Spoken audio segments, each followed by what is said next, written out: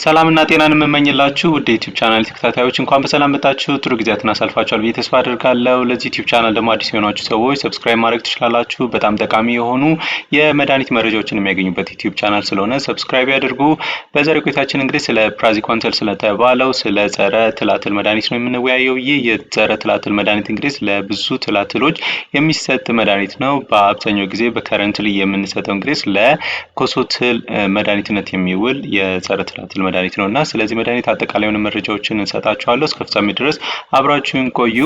የፕራዚኮንተል የምንለው እንግዲህ የጸረ ትላትል መድኃኒት ነው። ለብዙ ትሪማቶድስ እነዚህ ፍሉክስ ስለምንላቸው እና ደግሞ ለቴፕወርሞች የምንሰጣቸው ናቸው። እነዚህ የኮሶትል አይነቶች ማለት ነው።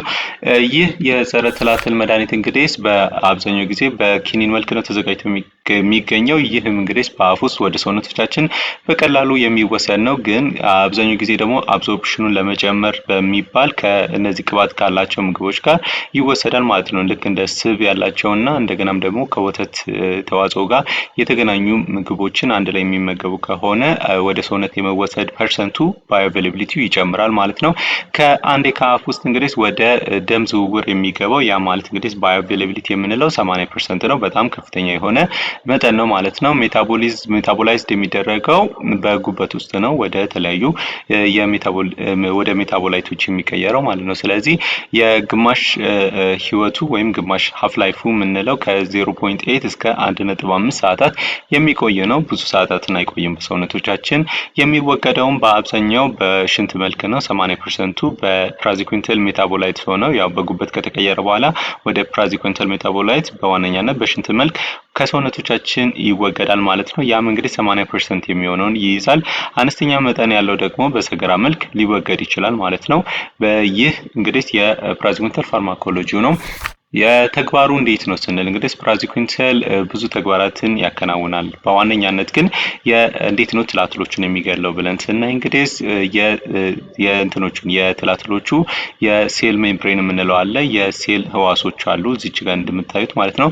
እዛ ላይ የሚገኙ ካልሲየም ወደ ውስጥ እንዲገባ በጣም በማድረግ ካልሲየም ኢንፍሌክስን እንትን ይላል ወደ ውስጥ በጣም እንዲገባ ያደርጋል። በዚህም የተነሳ እንግዲህ የህዋሶቹ ፓራላይዝድ እንዲሆኑና የጡንቻዎቻቸው እንዲኮማተሩ ከዛም ፓራላይዝድ እንዲሆኑና ከዛም ደግሞ ምንም ስራ እንዳይሰሩ ከዛ እንዲሞቱ ያደርጋል ማለት ነው። በዋነኛነት ይህን ተግባር ነው የሚያከናውነው። ፕራዚኮንተል ምንድነው የሚያደርገው? ካልሲየም ወደ ትላትሉ ሴል ዎል እንዲገባ ወደ ሴል ሜምብሬን እንዲገባ በማድረግ ፓራላይዝድ እንዲሆንና እንዲሞት ያደርጋል። የጡንቻ መኮማተር እንዲከሰት ያደርጋል ማለት ነው በትላትሉ ውስጥ ማለት ነው። ያ የፕራዚኮንተል ተግባር ነው ማለት ነው። እንደዚህ በማድረግ ነው የጸረ ትላትል አክቲቪቲውን የሚያከናውነው ማለት ነው። ጥቅሞቹ ምንድነው የምንለውን ስናይ እንግዲህ ለምን የትል አይነቶች ይውላል የምንለው ወይም ለምን ፓራሳይቶች ይውላል የሚለውን ስናይ እንግዲህ በዋነኛነት ለስኪስቶሶሚያሲስ ወይም ብላሃርዚያ ለሚባለው የበሽታ አይነት የሚሰጥ ነው። ያም እንግዲህ ለማንሶኒ ሊሆን ይችላል፣ ለሄማቶቢየም ሊሆን ይችላል ወይም ለጃፖኒከም እንትዶች ስፔሺሶች ሊሆኑ ይችላሉ ማለት ነው። የስኪስቶሶሚያሲስ አይነቶች ማለት ነው። ለነሱ ይሆናል። ሌላ ደግሞ እነዚህ ለሊቨር ፍሉኮች ሊሆን ይችላል። እንደገናም ደግሞ ለእነዚህ ለሲስቶድ ሆነው እንደ ቲኒያ ሶሊየም ወይም በእንትን ምክንያት የሚመጣ የኮሶትል ማለት ነው።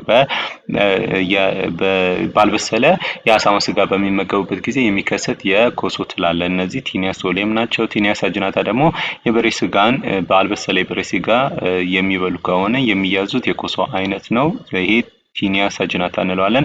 ከዛ ደግሞ በፊሽ ደግሞ ምክንያት የሚመጣ ወይም እዚህ ምስል ላይ የምታዩት አይነት ደግሞ ምክንያት የሚመጣ የኮሶትል አለ ማለት ነው። ለነሱም መድኃኒት ይሆናል ማለት ነው። ለሌሎች ደግሞ ለትሬማቶዶች ኢንፌክሽኖች ሊሆን ይችላል ማለት ነው። ስለዚህ ተግባሩ ስታዩት ለብዙ የጸረ ትላትል አክቲቪቲን የሚያከናውን የጸረ ትላትል መድኃኒት ነው ማለት ነው። ማዘገጃጀቱ እንዴት ነው ብለን ስናይ እንግዲህ በዋነኛነት በኪኒን መልክ ነው ተዘጋጅቶ የሚገኘው። ኢትዮጵያ ውስጥም በኪኒን መልክ ነው በአብዛኛው ጊዜ የሚገኘው። ኪኒኑም ደግሞ በ600 ሚሊግራም ተዘጋጅቶ ይገኛል ማለት ነው። ከምግብ ጋር መወሰድ ይቻላል። ስፔሻሊ ደግሞ አብዞርፕሽኑን ለመጨመር ቅባት ካላቸው ምግቦች ጋር ልክ እንደ ወተት ወይም የቅባት ያላቸው ምግቦችን አንድ ላይ የሚመገቡ ከሆነ ወደ ሰውነት የመግባት ቻንሱ በጣም ከፍተኛ ይሆናል ማለት ነው ፕራዚኮንተል። ስለዚህ ከቅባት ካላቸው ምግቦች ጋር ቢመገቡት አሪፍ ይሆናል ማለት ነው። አሰጣጡ እንዴት ነው ብለን ስናይ እንግዲህ ፕራዚኩዊንታል ለአዋቂዎችና ለልጆች የተለያየ የሆነ አሰጣጥ ነው ያለው ማለት ነው። ስለዚህ ልክ እንደ ለአዋቂዎች ስኪስቶሶሚያሲስ ወይም ብልሃርዚያ ከተከሰተ 40 ሚሊግራሙን በኪሎቸው አብዝተን አንድ ጊዜ ብቻ ሊወስዱ ይችላሉ። ልክ የአንጀት ኮሶትል ደግሞ ከሆነ አንድ ጊዜ ነው የሚወስዱት፣ ግን ከ5 እስከ 10 ሚሊግራም በኪሎቸው አብዝተን ማለት ነው።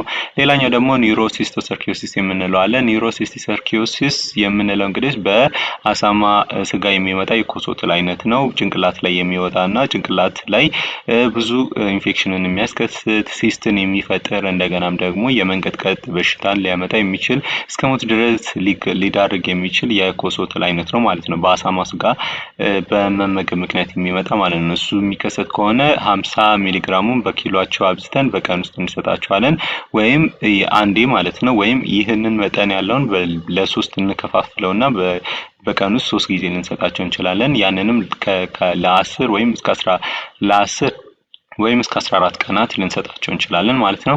ለልጆች ደግሞ እንደዚህ በኪሎአቸው ተመስርተን ነው ልክ እንደዚህ የምንሰጣቸው ማለት ነው። የሚሰጠውም ለልጆች ስፔሻሊ ከ4 ዓመት በላይ ቢሆኑ ይመከራል ማለት ነው፣ ፕራዚኩዊንታልን ለመውሰድ ማለት ነው። ስለዚህ እንደዚህ በማድረግ ፕራዚኩዊንታልን ልንሰጠው የምንችለው መድኃኒት ነው ማለት ነው። የጎንዮሽ ጉዳቶቹ ምንድናቸው ብለን ስናይ እንግዲህ በጣም የተለመዱ የጎንዮሽ ጉዳቶች አሉት፣ ያልተለመዱ አሉ። ከተለመዱት መካከል እንግዲህ እንደዚህ የማቅለሽለሽ ስሜት፣ የማስታወክ ስሜት፣ ራስ ምታት፣ ራስ የማዞር ስሜት፣ የድካም ስሜት ሊኖር ይችላል። እንደገናም ደግሞ የሆድ ህመም ሊከሰት ይችላል ማለት ነው። ያልተለመደው ደግሞ እንደዚህ የሰውነት ሽፍታና ትኩሳት ሊከሰት ይችላል ማለት ነው። የሰውነት መንቀጥቀጥን ሊያባብስ ይችላል። ስፔሻሊ ደግሞ ኒውሮሲስቶሰርኪዮሲስ ያለባቸው ሰዎች ወይም የጭንቅላት ኮሶ ያለባቸው ሲስት እዚህ ምስል ላይ እንደምታዩት እንግዲህ ይህ የጭንቅላት ስካን ነው። እነዚህ ስካኖች ውስጥ እንግዲህ እነዚህ ጥቁር የምታዩቸው እነዚህ ሲስቶቹ ናቸው፣ በእንትን ምክንያት በኮሶትል ምክንያት የተከሰቱ ማለት ነው አንጎል ውስጥ። እና ይሄ በጣም መጥፎ የሆነ የእንትን መንቀጥቀጥን ሊያመጣ ይችላል ማለት ነው። የሰውነት መንቀጥቀጥን ሊያመጣ ይችላል ማለት ነው። እንደገናም ደግሞ በሚወስዱበት ጊዜ ይባስ ሊያባብስ ሊችል ይችላል ማለት ነው። ስለዚህ በጣም በክሎስ ሞኒተር በማድረግ እና በመከታተል ነው መሰጠት ያለበት እነዚህ መድኃኒቶች ማለት ነው። ስለዚህ እነዚህ የጎንዮሽ ጉዳቶች ናቸው።